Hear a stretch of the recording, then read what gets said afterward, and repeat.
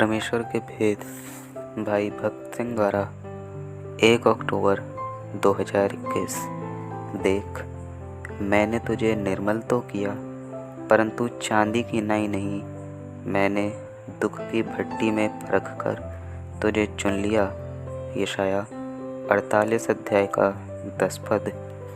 प्रकाशित वाक्य 4 अध्याय में प्रेरित यूहन्ना को उकाब का अथवा 4 जीवित प्राणियों का दर्शन हुआ।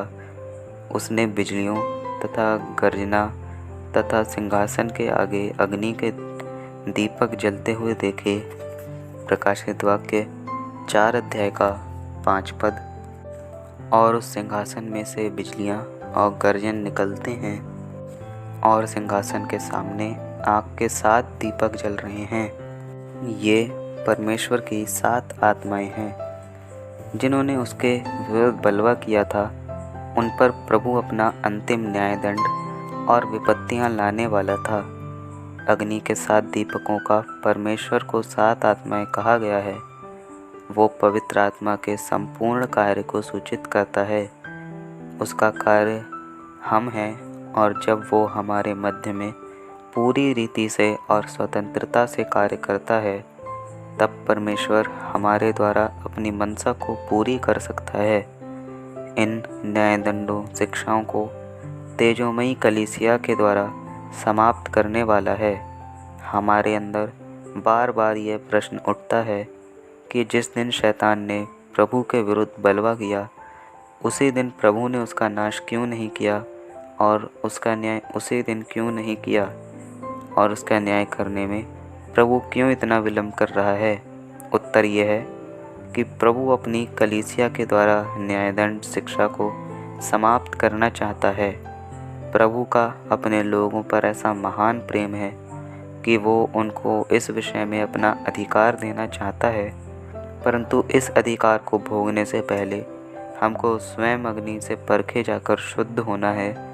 हमको दुख की भट्टी में चुना जाता है। परमेश्वर के सेवकों को किसी वक्त शारीरिक या मानसिक अत्यंत भारी दुखों में से होकर गुजरना पड़ता है कि जिससे ईश्वरीय योजना पूरी हो।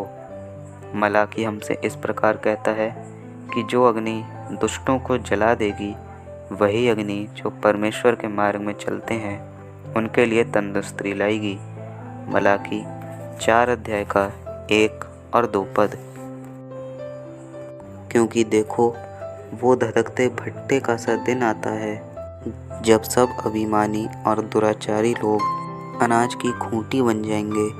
आने वाले दिन में वे ऐसे भस्म हो जाएंगे कि उनका पता तक ना रहेगा। सेनाओं के यहोवा का यही वचन है। परंतु तुम्हारे लिए जो मेरे नाम का भय मानते हो, धर्म का सूर्य उदय होगा, और उसकी किरणों के द्वारा तुम चंगे हो जाओगे, और तुम निकलकर पाले हुए बछड़ों की नाई कूदोगे और फांदोगे। सूर्य की किरणें जिन बीमारियों के जीवाणुओं को मार डालते हैं, वहीं पौधे तथा पेड़ के पत्तों में तंदुरुस्ती लाती हैं। इसलिए जब हम जीवित प्राणियों का हिस्सा बनते हैं, तब हमारे अंदर ईश्वरीय आग चढ़ उतर सके, इसके लिए हमें तैयार रहना चाहिए, इसलिए कि सब कुछ संपूर्ण रीति से शुद्ध हो।